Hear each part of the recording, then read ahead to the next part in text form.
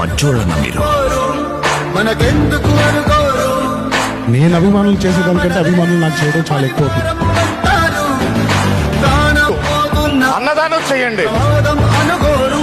మీరు ఏ థియేటర్ అయితే పండుగలు చేసుకుంటున్నారో అదే థియేటర్ లో అన్నదానం చేయండి. ఒక కడుపుకు అన్నం పెట్టండి, వాళ్ళు ఆనందిస్తారు.